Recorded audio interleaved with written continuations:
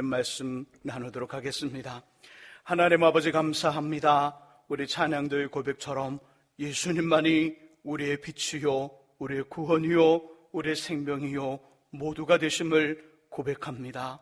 평생 사는 동안 주님만을 의지하며 살아가는 우리들 되게 하여 주옵소서. 이 시간 말씀을 듣고자 합니다.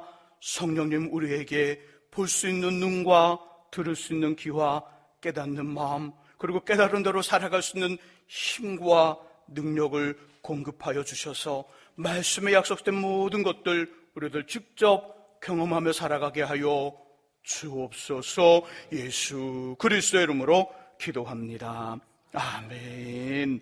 이 아침에도 하나님의 귀한 은혜와 은총이 우리 안에 가득하시기를 예수님의 이름으로 축원합니다. 이 마음으로요, 우리 앞뒤 옆에 계신 분들과 함께 가장 밝은 웃음으로 참자로 좋습니다, 큰은혜 받으시기 바랍니다라고 인사하겠습니다. 참자로 좋습니다, 큰은혜 받으시기 바랍니다. 참자로 좋습니다, 큰은혜 받으시기 바랍니다.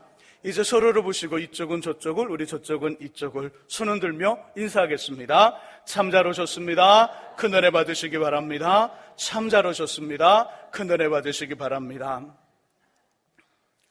1921년 미국 스탠포드 대학의 젊은 심리학자 루이스 터먼은 매우 흥미로운 실험, 아주 재미있는 실험을 하나 했습니다. 캘리포니아에 있는 초등학교, 중학교 학생 25만 명 중에서 IQ 135가 넘는 천재들만 1521명을 출연해 그들의 평생을 추적하는 실험이었지요. 터먼은 실험에 앞서 한 가지 가설을 세웁니다. 이 아이들은 분명 각계의 최고의 엘리트가 될 것이다. 그는 평생 그들의 성장을 보면서 학업, 결혼, 그리고 직장 생활들을 낱낱이 기록합니다. 1921년도에 시작한 이 실험, 1990년대 후반까지 터먼 연구팀의 3대를 거쳐 1521명의 일생을 추적하는 연구를 한 것이지요. 결과가 어떻게 되었을까요? 1521명 이 천재들의 성장은 터먼의 가설과는 전혀 다른 방향으로 결론이 내려졌습니다. 그들 대부분은 최고의 엘리트가 아닌 매우 평범한 직장인으로 자랐지요. 판사와 주의회 의원 몇 명이 나왔을 뿐 전국적인 명성을 얻은 사람은 거의 없었습니다. 결국 터먼은 이런 결론을 내리죠. 인생 성공의 조건은 지능과 같은 외부 환경적 요인이 아닌 스스로 그 환경을 어떻게 해석하고 어떻게 느끼며 어떻게 반응하고 행동할 것인지를 매 순간 결정하는 태도, 다른 말로 표현하면 성품, 좋은 성품이 인생의 성공의 조건이다라는 결론을 내렸지요. 이처럼 성품이 성공적인 인생을 만드는 것처럼 성공적인 신앙, 하나님을 기쁘시게 하는 믿음, 하나님을 감동시키는 믿음, 하나님의 가슴을 뛰게 하는 믿음, 하나님을 우시게 하는 믿음도 성품에서 나옵니다. 누구의 성품이요? 저와 여러분들. 성도의 성품을 통하여 하나님을 웃게도 할 수 있고요, 하나님을 감격하게 할 수도 있다는 것이지요. 부모는 이런 성품을 신성한 성품, 하나님 나라에 합당한 성품이라고 이야기합니다. 방언을 해요, 예언도 합니다, 환상도 봅니다. 그런데 다른 사람들을 아프게 합니다. 시험에 들게 합니다. 그 사람이 어느 선교회나 공동체 들어가면 다툼이 나고요, 관계가 깨집니다. 곁에 좋은 친구들이 없습니다. 우리가 함께 나누고 있는 베드로후서 1장 1절에서 11절을 기준으로 이분을 분석한다면 믿음은 크고 좋으나 그 다음의 성품인 덕이 부족한 것이지요. 덕이 부족하다는 결론을 내립니다. 그래서 베드로 선생님은 오늘 본문 5절과 7절에서 더욱 힘써, 5절에 더욱 힘써 성령 하나님과 함께 연습을 통하여 신성한 성품, 하나님 나라에 합당한 성품을 더하라. 7절에 더하라. 더욱 힘써 더하라고 말씀합니다. 그렇게 더욱 힘써 하나님 나라에 합당한 성품, 신성한 성품을 더하고 더하면 결과들이 나오죠. 8절에 보니까 예수님을 더 많이 알게 될 것이다. 아는 만큼 영적인 열매, 삶의 열매, 인생의 열매가 풍부해집니다. 9절에서는 견고해지죠. 10절에서는 실족하지 않습니다. 11절에서는 영원한 하나님 나라에 넉넉히 들어갈 뿐더러 큰 상, 큰 칭찬을 받게 되지요. 하나님 나라에 합당한 성품, 신성한 성품이 우리들 안에 충만하시기를 주님의 이름으로 축복합니다. 지금까지 우리는 하나님 나라에 합당한 성품, 신성한 성품의 8가지 중 2가지를 나눴습니다. 첫 번째는 믿음이었지요. 믿음은 2가지 모습을 가지고 있습니다. 한 가지는 믿음의 근간 시작이지요. 믿음의 근간 시작은요, 예수님을 나의 주님으로 영접하여 믿고 고백하여 살아가는 믿음의 시작, 믿음의 삶의 시작이지요. 이 믿음은 인생의 단 이례적인 사건 한 번만 경험하면 되는 믿음의 일이지요. 이렇게 믿음의 삶을, 신앙의 삶을 시작한 사람은 믿음의 2번째 모습, 믿음의 현상이 아닌 현상을 주시는 하나님을 믿고 하나님과 함께 살아가는 좀 더 성숙한 믿음을 추구해야 합니다. 2번째는 덕이었죠. 덕. 내게 충분한 덕이 있는지 아니면 부족한지를 분별하는 방법은 매우 쉽습니다. 다른 사람들이 나를 통해 일으켜 세워진다면 덕이 있는 거예요. 나를 통해 다른 사람이 힘을 얻는다면 덕이 있는 거예요. 반대로 다른 사람이 나를 통해 시험에 들거나 실족하면 덕이 부족한 것입니다. 저와 여러분들이 더욱 힘써 더해야 될 덕의 모습은 다른 사람들에게 은혜를 주는 말과 행동의 덕이고요. 또 하나는 큰 바다와 같이 모든 사람들을 품는 덕입니다. 오늘은요, 3번째 지식에 대한 말씀입니다. 지식은 어떤 일을 할까요? 지식은 우리 인생의 선택과 결단의 순간에 기준이 되는 것이 지식입니다. 지식. 식당의 요리사들은요, 레시피의 지식에 따라 음식을 만듭니다. 그가 가지고 있는 레시피의 지식에 따라 음식을 만든다는 것이지요. 학교의 선생님들은요, 지금까지 배운 지식으로 학생들을 가르칩니다. 의사 선생님들은 긴 시간 배운 의료 지식으로 환자를 진료하고 처방하며 고치지요. 사업장과 직장에서 일하시는 분들은 기술과 삶의 노하우, 그가 가지고 있는 지식으로 일을 합니다. 저와 같은 목회자는요, 배우고 묵상하며 깨달은 하나님과 성경의 지식으로 교회와 성도를 섬기지요. 이처럼 지식은 우리의 삶에서 선택을 요구받고요, 결단할 때 기준이 되는 것이 지식이지요. 사람은 지식을 가지고 그 지식의 기준에 따라 어떤 일을 선택하고 어떤 일을 결정합니다. 살 것인가 말 것인가의 어떤 그 기준도 우리 가지고 있는 지식에 따라 그 판단을 합니다. 이 음식을 먹을 것인가 먹지 않을 것인가도 우리가 가지고 있는 지식으로 판단하여 먹고 먹지 않음을 결정한다는 것이지요. 그러므로 어떤 지식을 가지고 있느냐에 따라 저와 여러분들의 인생이 결정되지고요, 판가름이 납니다. 우리 믿음의 삶도 어떤 신앙의 지식을 가지고 있느냐에 따라 하나님의 칭찬과 복을 받을 것인지 아닌지가 확정되어지지요.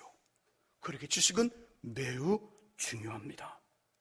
그렇다면 하나님의 자녀인 우리가 반드시 가져야 될 지식은 무엇일까요? 어떤 지식을 가져야 할까요? 2번째 본문에 그 답이 있습니다. 2번째 본문을 함께 찾아보지요. 디모데전서 6장 3절에서 5절의 말씀. 디모데전서 6장 3절에서 5절 말씀, 신약 341쪽에 있습니다.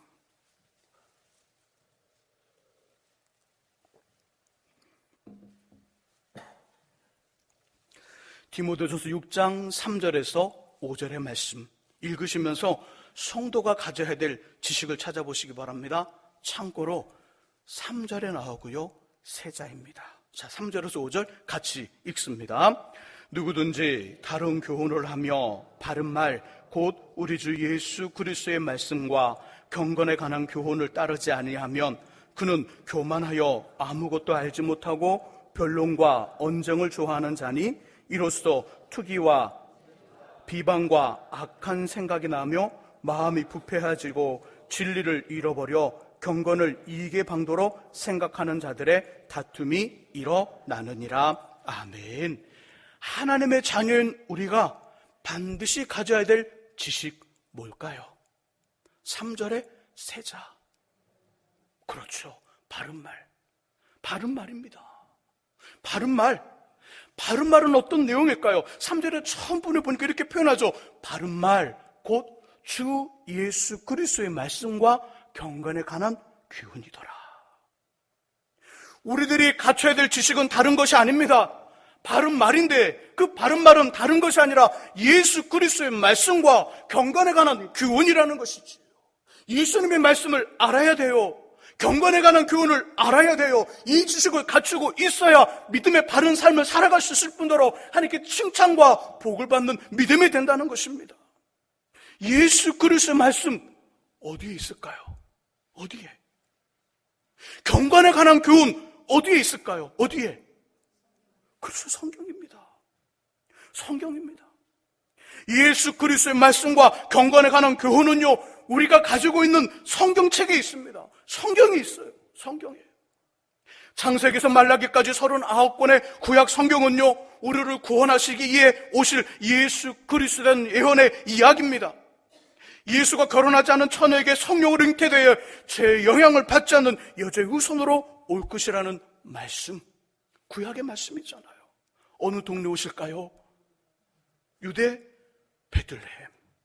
그리고 장성하여 성령으로 많은 사람들을 치유하고 회복하며 구원을 할 것이라는 말씀이 기록되어 있지요. 결국은 저와 여러분들의 죄를 용서하게 하여 제물이 되게 하여 나귀 새끼를 타고 예루살렘으로 돌아가 십자가의 죄인으로 죽으시고요, 3일 만에 다시 살아날 것이라는 예언의 이야기가 구약의 말씀입니다.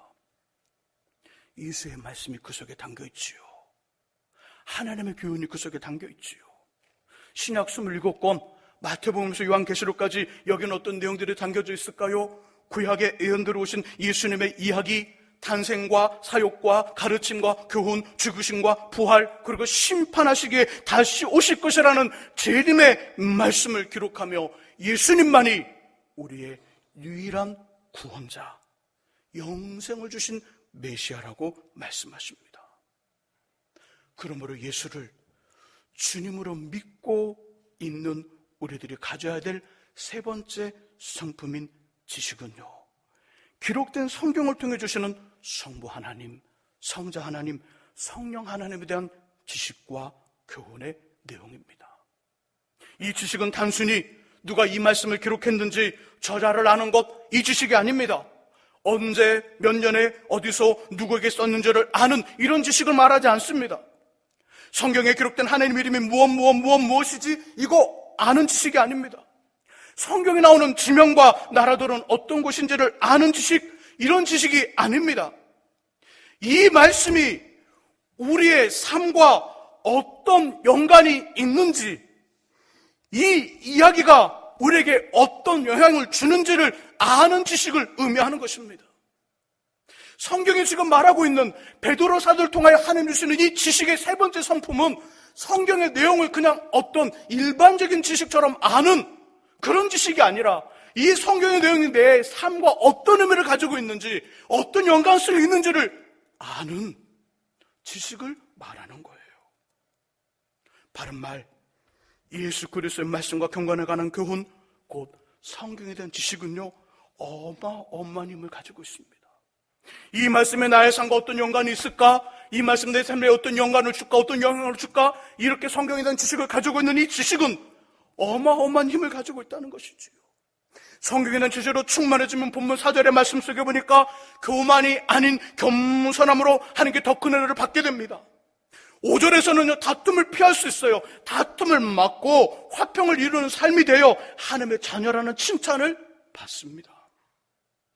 성경에 대한 지식으로 충만해지면요, 너는 말씀을 가지고 돌아오라는 호세아 14장 2절 말씀처럼 늘 주님 앞에 머물며 항상 주님과 함께 살아갈 수 있습니다. 그가 내 이름을 안즉 내가 그를 높이리라. 시편 91편 14절 말씀처럼 하나님이 성경에 대한 지식을 가지고 있는 그를 높여주셔요. 높여주십니다.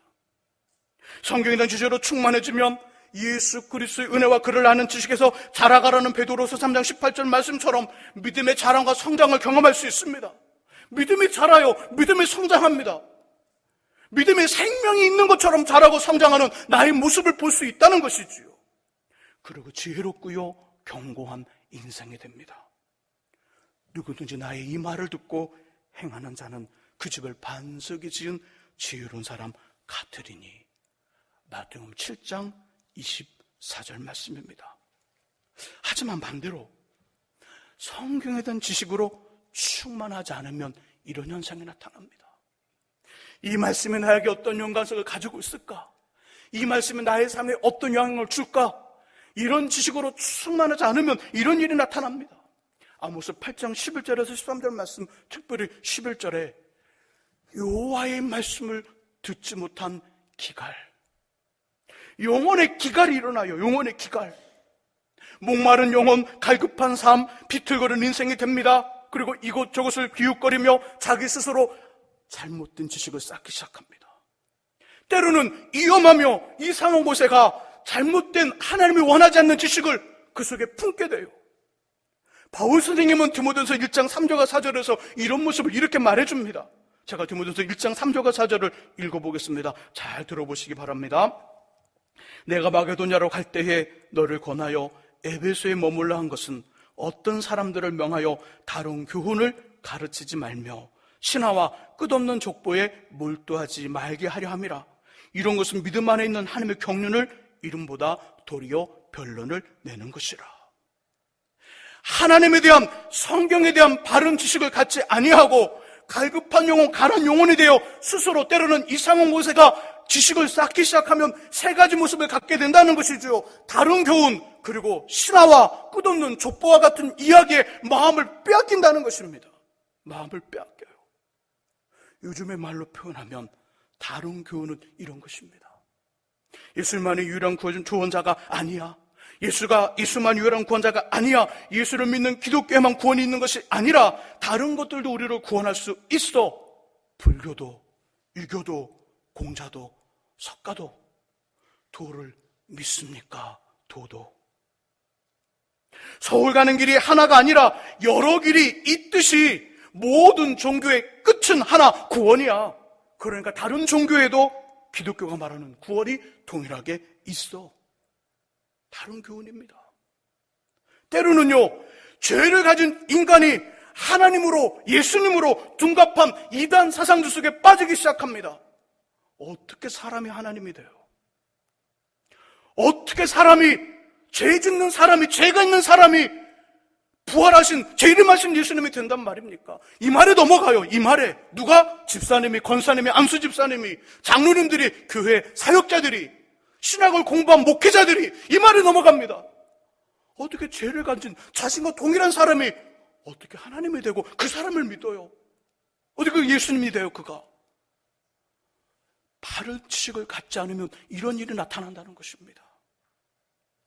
신화와 끝없는 족보는 그럴싸한 사람 중심의 이야기들입니다. 인간이 어떻게 시작됐을까요? 사람이 어떻게 시작됐을까요? 여러분 아세요? 어떻게 시작됐죠? 모르세요? 그렇죠. 하나님이 창조하셨잖아요.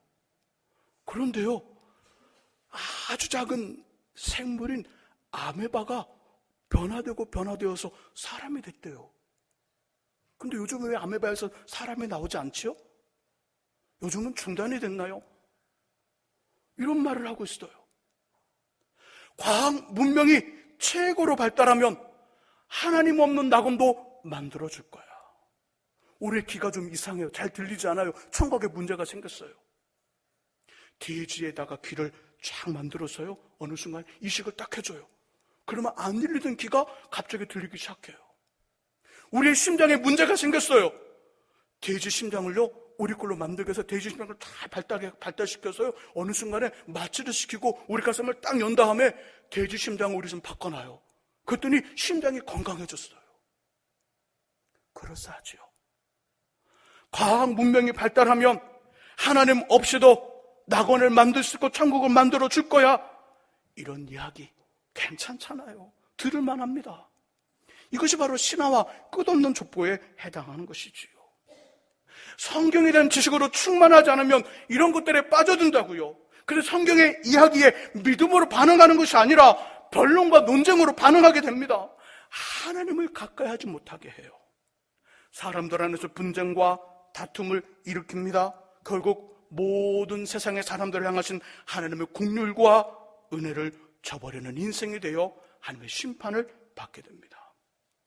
그러므로 성경에 대한 지식을 충만하게 가져야 합니다. 바른 말, 주 예수 그리스도의 말씀과 경건한 교훈으로 가득하시기를 예수님의 이름으로 축복합니다. 자, 그러면 어떻게 성경에 대한 지식으로 충만해질 수 있을까요? 먼저는 믿음이 필요합니다. 믿음. 우리 요한복음 6장 69절을 찾아보겠습니다. 신약성경 155쪽에 있습니다.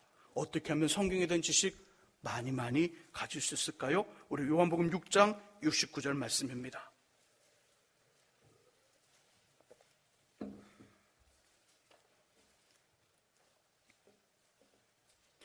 요한복음 6장 69절 말씀, 우리 찾으신 분들은 성경을 보시고요, 우리 찾지 못한 분은 화면을 보시면 화면에 본문의 말씀이 나옵니다. 같이 읽습니다. 우리가 주는 하나님의 거룩하신 자인 줄 믿고 알았사옵나이다. 아멘. 일반적으로 세상적으로 무엇에 대한 지식을 갖는 방법은요, 그것을 인식하고 이해하여 알게 됩니다. 그러니까 사람들의 인식과 이해가 있어야만 사람들은 지식으로 갖는다는 것이지요. 예로 여기에 종이와 철이 있습니다. 철. 둘 중 어느 것이 더 강할까요? 그렇죠. 어떻게 아셨어요? 이미 우리는 배워서 지식이 있는 거예요. 지식이 있어요. 자, 그 기억을 조금 되살려서요, 철과 종이 중 어느 것이 더 강한가, 이것을 알려면 첫 번째로 할 일이 있어요. 가설을 세웁니다. 어느 것이 더 강할 것이다, 어느 것이 더 강할 것이다라는 가설을 세우고 그것을 위한 실험과 연구 계획을 세웁니다. 그리고 직접 실행해 봅니다. 무게를 재봅니다. 주중에 무게를 재보고 서로 막 부딪혀 보죠. 이것이 철 한번 쓸어보게 하고 썰을 이렇게 막 쓸어보기도 하고 막 서로 한번 부딪혀보고 공중에 떨어뜨려 보고요, 여러 가지 실험을 하게 됩니다. 그리고 실험 데이터를 가지고 결론을 내리지요. 철이 종이보다 더 강하다. 이 결론에 의거하여 우리는 철이 종이보다 더 강하다는 지식을 갖게 됩니다. 보자마자 지식을 갖는 게 아니에요. 일반적인 지식의 방법은 이 과정을 통하여 지식으로 습득이 된다는 것이지요. 세상적인 지식 습득의 방법은 보고 들으며 확인된 후의 일이에요. 그러나 성경적인 지식 습득의 방법은 다릅니다. 보고 들으며 확인하는 과정이 먼저가 아니라 믿음이 먼저예요. 믿음이. 성경에 대한 지식, 예수와 관련된 지식, 경건에 관한, 교훈에 관한 지식, 그 지식은 먼저 믿음이 먼저라는 것이죠. 뭘 확인하는 것이 아니라, 먼저 이것이 맞나 틀리나를 확인하는 것이 아니라 성경에 있는 내용들을 그냥 믿는 거예요. 좀 바보 같지만 믿는 거예요. 좀 어리석게 보일지 모르지만 믿는 거예요. 믿음이 먼저예요. 믿음이. 69절 끝번에 보니까 믿고 알았사옵나이다. 안다는 건 지식을 말하는 거잖아요. 믿어야 성경에 대한 지식과, 성경은요, 믿어야 알게 되는 거예요. 성경에 대한 지식, 하나님에 대한 지식은 믿어야 합니다. 믿고 그대로 살아가는 순종으로 알게 되지요. 아직 남자를 알지 못하는 처녀인 마리아에게 성령으로 잉태되어 예수가 태어났습니다. 이거 사람들이 이해할 수 있도록, 납득이 되도록 의학적으로, 과학적으로 설명할 수 있을까요? 만일 이것을 과학적으로, 의학적으로 설명한다면 저는 그분을 믿겠습니다. 저는 그분을 나의 주님으로 쫓아다닐 거예요. 설명 안 돼요. 하지만 믿으면 알아줘요. 믿으면 이 일이 내게 어떤 의미를 가지고 있는지 이것도 알게 돼요. 믿으니까 알게 되고 믿으니까 의미를 파악할 수 있어요. 오병의 기적 어떻게 됐을까요? 떡 몇 개? 예. 혹시 물고기 5개로 생각하진 않나요? 오병의 기적, 떡, 물고기, 남자만 다 합친다면 남자 빼고 여자와 어린아이, 어린이를 다 합친다면 약 얼마나 될까요? 몇 명이 될까요? 남자만 5,000명이니까 몇만 명 될 거예요. 그렇죠? 10,000명 이상의 사람들이에요. 그 10,000명 이상의 사람들을 떡 5개와 물고기 2마리로 충분히 먹인 다음 조금씩 눈곱만치 떼어주는 것이 아니라 충분히 배부를 만큼 다 먹인 다음에 몇 바구니를 남겼을까요? 네, 손가락이 부족해서 12바구니를 남겼어요.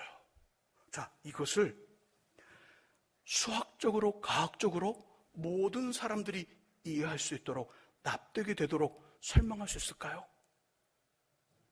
설명할 수 있어요? 설명할 수 없어요. 그런데 믿으면 이 사건을 알게 돼요. 믿으면 이런 일이 자신의 삶에도 나타나요. 믿으면 이 삶이 내게도 경험되어져요. 이것이 바로 성경에 대한 지식을 갖는 방법이라는 것이지요. 먼저 뭐 하라고요? 믿어라. 바보 같지만 믿어야 돼요. 어리석지만 믿어야 돼요. 그래야 성경의 지식이 내게 들어오기 시작해요. 알게 된다는 것입니다. 하나님의 말씀인 성경을 그대로 믿고 살아가시기를 주님의 이름으로 부탁드립니다. 성경에 대한 지식으로 충만해지는 방법 두 번째는 우리의 수고와 노력이 필요합니다. 누구의 수고요? 우리의 수고와 노력이 필요하더라. 예수님은 하나님의 진리와 은혜에 대해 전혀 반응하지 않는 당시의 사람들을 향하여 이렇게 말씀합니다. 천국은 뭘 당하나니? 침노를 당하나니 침노하는 자가 빼앗는다.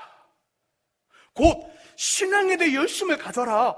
하나님에 대한 사모함, 은혜에 대한 갈망함, 말씀에 대한 간절함을 요구하셨지요.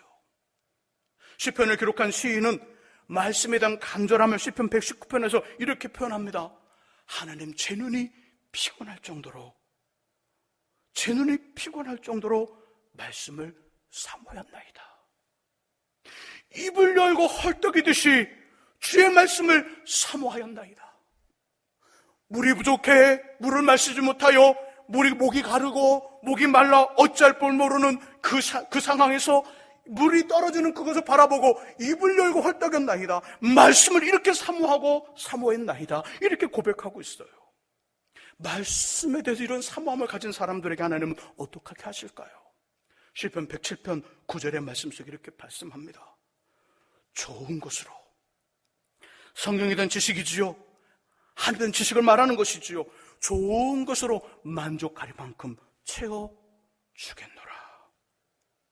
말씀을 사모하는 영혼에게 하나님은 그 말씀의 은혜를 주시는 거예요. 말씀을 사모하는 심령에게 하나님은 말씀의 능력을 주시는 거예요. 말씀을 사모하는 그 사람에게 하나님은 말씀을 부어주셔서 말씀의 약속대로 그 인생을 만드시고 그 인생을 붙들어 하나님의 놀라운 역사의 삶을 살아가는 사람으로 만드시는 거예요. 우리의 수고와 노력이 필요합니다. 우리의 수고와 노력. 말씀이 선포되는 예배를 사모하십시오. 자주자주 나오시기 바랍니다. 새벽 예배를 강조하는 건 아니지만 새벽에는요, 말씀 한 장 한 장을 읽으며 그 말씀 속에 담겨진 교훈 한 가지를 다루고 기도해요. 제 입장에선 새벽 예배는요, 말씀의 엑기스예요. 삶 여러 뿌리를 그 홍삼 기계에다 놓고 홍삼 엑기스를 쫙쫙 한 잔을 마시는 것처럼 새벽 예배의 말씀은 말씀의 엑기스가 나가요. 제가 말씀을 준비하니까 솔직하게 표현할게요. 새벽 예배는 말씀의 엑기스가 나가더라. 급하신 분 새벽에 나오세요. 엑기스 쭉 마시세요. 그럼 금방 나아요. 예, 아멘. 수요예배는 말씀의 연구예요. 말씀의 연구. 성경 공부처럼 말씀을 풀어요. 좀 더 깊게, 좀 더 넓게, 좀 더 넓게, 좀 더 폭 있게 말씀을 듣고 싶으면 수협에 나오셔야 돼요. 금요 예배는요, 기도와 관련된 말씀만 계속해서 다루고 있어요. 1년 내내. 아니요, 우리 교회가 예수님 오셔서 다 들림 받을 때까지 금요 심야 때는 기도와 관련된 말씀만을 전해요. 그리고 기도하는 시간이에요. 주일 오전 오후 예배 조금 다르죠? 오전 예배는 좀 더 큰 광범위한 말씀이 선포된다면 주일 오후 예배는요, 아주 뜨거운 말씀이 선포돼요. 말씀이 선포된 예배를 자주자주 나오세요. 말씀을 듣지 않는데 믿음의 성장 있을 수 없잖아요. 왜 목사님 저는 작년에나 그전에나 지금이나 똑같이 믿음이 똑같을까요? 뻔하잖아요. 말씀을 듣지 않았으니까 그렇지요. 믿음은 뭐에서 난다? 들음은 그리스도의 말씀으로 말미암느니라. 말씀을 듣지 않은 믿음의 성장은 절대 있을 수 없습니다. 말씀을 듣는 예배 자주자주 나오세요. 성경을 공부하는 교회 모임에 적극적으로 동참하시기 바랍니다. 그리고 매일매일 적은 양일지라도 규칙적으로 성경을 읽고 묵상하며 할 수만 있다면 기록하는 습관을 가지시기를 주님의 이름으로 소망합니다. 우리의 수고 노력이 필요해요. 세 번째는 성령 하나님의 도우심이 필요합니다. 첫 번째는 어떻게 하라고요? 믿으라. 두 번째는 우리의 수고와 노력이 필요하다는 거죠. 세 번째는 성령 하나님의 도우심이 필요합니다. 디모데후서 3장 16절에는요, 성경을 누가 기록했는지 나와요. 그 부분만 같이 한번 해볼까요? 모든 성경은, 자 시작, 모든 성경은 하나님의 감동으로 된 것으로. 아멘. 성경의 진짜 저자는 누구라고요? 하나님의 감동, 성령 하나님이셔요. 성령 하나님이 인간 저자, 베드로든 마태든 누가든 바울이든 성령 하나님께서 그들의 마음속에 감동을 주셔요. 단어를 선택하게 하고 사건을 기억나게 하고 사건을 풀어서 정리하게 합니다. 이것이 성경이 된 거예요. 그러니까 성경의 진짜 저자는 성령 하나님이시지요. 자, 그럼 성경의 깨달음은 누구를 통해 깨달아져야 될까요? 그렇죠. 저자인 성령 하나님을 통해 깨달아질 때 가장 적합해요. 자, 근데 성령 하나님은 우리 안에 성경의 해석의 능력을 더하실 분들은 어떤 일도 하시냐면 신앙에 대한 열심을 심어줘요. 신앙에 대한 열심, 하나님에 대한 사모함, 말씀에 대한 갈급함, 성경을 볼 수 있는 눈과 들을 수 있는 귀와 깨닫는 마음과 그대로 살아갈 수 있는 힘과 믿음을 주셔요. 누가? 성령 하나님이. 그러므로 성령 하나님의 도우심이 필요한 것이지요. 사랑하는 성도 여러분, 구약 성경의 호세아 선지자는요, 호세아서 4장 6절과 6장 3절에서 이렇게 말씀합니다. 내 백성이 지식이 없으므로 망하는도다. 이건 일반적인 세상적인 지식을 말하는 게 아니에요. 예수 그리스도의 말씀과 경건에 관한 교훈, 바른말, 성경에 대한 지식이 없으므로 망하는도다. 그러므로 힘써 여호와를 알자고 이야기합니다.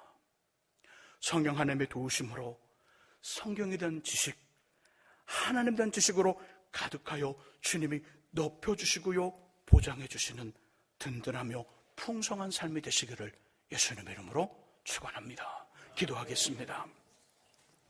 하나님 아버지, 예수 그리스도의 말씀과 경건에 관한 교훈, 바른말, 성경에 대한 지식으로 우리를 충만하게 만들어 주옵소서. 그래서 우리의 믿음이 하나님을 감동시키는 믿음, 하나님을 기쁘시게 하는 믿음, 하나님을 감격하게 하는 믿음으로 삶을 살게 하시고 좌로나 우로나 치우치지 않는 능력 있는 삶을 살아가도록 우리를 붙잡아 주옵소서. 예수 그리스도의 이름으로 기도합니다. 아멘.